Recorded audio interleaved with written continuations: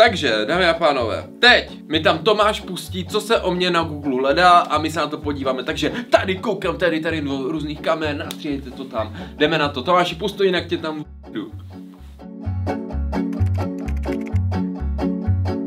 Vláďa Kadlec přítelkyně, je to celkem časté téma, všechny lidi zajímá můj osobní život, který je vlastně nudný, ale chápu, je zábavný. Ani to moc nestřídám, ty vole, nejsem žádný kasana, že bych sekal nějaký holky v klubech. Ani nejsem takový ten týpek, který by dával na rozdávání, není to můj styl. Jako vlastně to chápu, já když se dívám, tak bych taky chtěl zase uchodit. Ale ty teď mám ten haircut takový ty vole. Vláďa Kadlec MMA, je to rozumný, protože jsem s tím celkem spojený.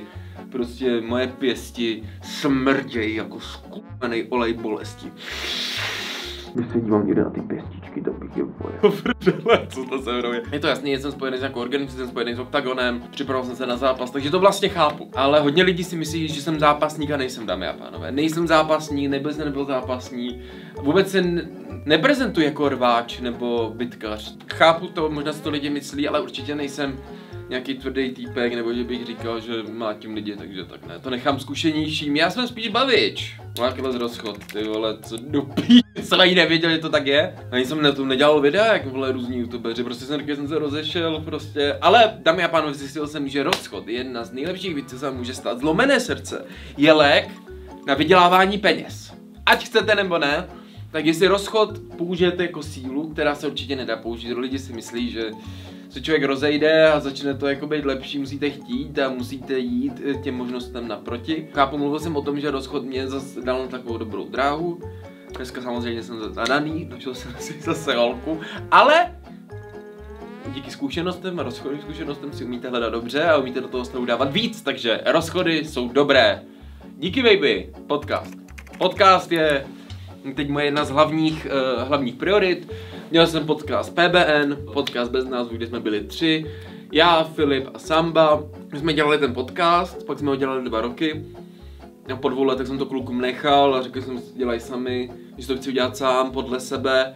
Protože jakoby ve 3, abyste udělali jakoby dobrý rozhovor, je to hrozně těžký. Protože jeden má nějaký zájem, druhý a tohle. Takže pro mě bylo lepší jít vlastní cestou. Řekl jsem klukům, že jim nechám úplně všechno a kluci mohli jít vlastní cestou. Co jsem teď koukal, tak ten podcast moc nejede. Nic se neděje, ne každý má ty ambice v tomhle. Takže jsem si udělal svůj podcast a dělám ty rozhovory tak, abych měl já v tom ten svůj komfort, takže oni si dělají svoje, který je takový spíš jako fakt větší rozhovor a já si dělám takový pokyt, co zajímá mě. Není to klasický rozhovor, ten podcast, co dělám já.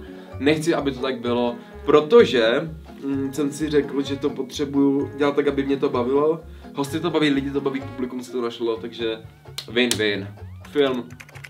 Hrál jsem ve 2 filmech, přesně tak. Jeden s Karlem Rodenem a jeden film Pepa. Natáčení filmu není nic pro mě, moc mě to nebaví, protože tam furt čekáte. Na place se furt čeká, nechci čekat. Já na place už čekat nebudu. Ale kdyby mi přišel nějaká role, tak to zkusím. Je to dobrý, hele, když máte holku, když hra jsem tady ve 2 filmech, když ty filmy jsou na piču, tak bych jí to moc neukazoval a stejně to ukážete. Ale dojem to neudělá. Vláďa Kadlec kniha je naše kniha s panem Vodopádem, je to můj pes, je to retriever, je to zlatý retriever, je to pes, který ví co a jak. Tahle kniha má neuvěřitelné hodnocení, 87% je luxusní. Je to fakt jako skvělý, na to jsme to dělali jako kámoši, než jsme jak zběhlí, takže Vláďa Kadlec Vodopád, podívejte se, je to dobrá knížka pro děti, o to nám to šlo, aby ten pes tady byl, kdyby tady jednou nebyl už, takže tak, song. Jsem zběhlý v dělání písniček, to jak všichni víte, dělal jsem User, dělal jsem Pokémony, dělal jsem nějaký distracky. V době, kdy ty songy jely na tom YouTube, měl jsem to vychytat. Nikdy jsem se nepreferoval jako interpret, dělal jsem se spíš jako člověkem, který... Vlastně ani nevím, proč jsem to dělal. Přišlo mi to jako doby, přišlo mi to cool, ale že bych se dneska pouštěl, to ne. Ale někteří moji kamoši říkají, že ty písničky jsou dobrý, tak mě to těší, a to nebylo úplně ještě. Není to jako 98, jak dělal Freescoot. No, naštěstí tak není, ale i tak. Zdravím Freescoota, Vláďa z Vémola. A jak jsem zakládal organizaci, tak jsem hrotil Karlose Vémolo, mi vrátí jeho pás, někdy se na něho trefuju. A no z toho vznikl vlastně býv, já se z toho jako vlastně dělám srandu, trošku to občas myslím vážně, že bych ho hrot jako s ním neměl. Víte, jako mít hrot za zápasníkem není úplně zábava, protože vás ten zápasník může kdykoliv vypnout. Ale nemůže vlastně, protože když vás vypne, vy ho nahlásí, takže končí. Každopádně mám Carlose Vémolu rád z důvodu, že Carlos udělal pro český MMA nejvíc na světě. Carlos ukázal těm zápasníkům tady, jak se to dá dělat. Podle mě takový český Conor McGregor, ať chcete nebo ne. Zápasí, dělá zápasy, které sice nejsou moc atraktivní pro nějaké různé lidi. Lidi to tomu rozumí. Tak tu jednu věc, kterou dělá nejlíp. A jeho promo a všechny ty kauzy, který měl, stejně z něho udělali to, co je dneska. Takže Carlos patří k neodmyslitelné části MMA. A buďme rádi, že tady takový Carlos je, kdy tady nebyl, tak kdo ví, kde to je.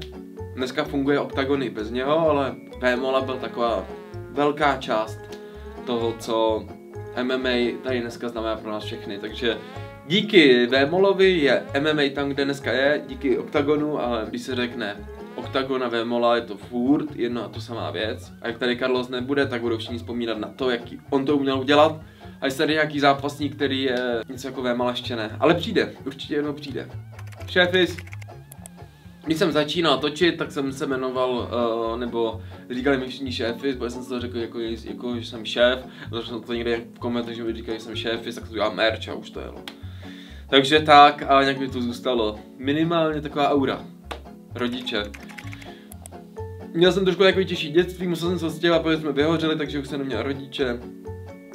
Už tady nechci rozpitvávat, tohle video je dobrý. Nechci tady říkat něco o mých rodičích a takhle. Každopádně, vážte si rodičů, vážte si rodiny, nic víc není. Dámy a pánové, tohle je všechno. Díky moc za vaši pozornost, díky moc Pavlisovi, díky moc GG Boosteru a díky moc tomuhle podcastu za mnou. A vidíme se u dalšího videa. Tak jo, díky. Dobrý, ne?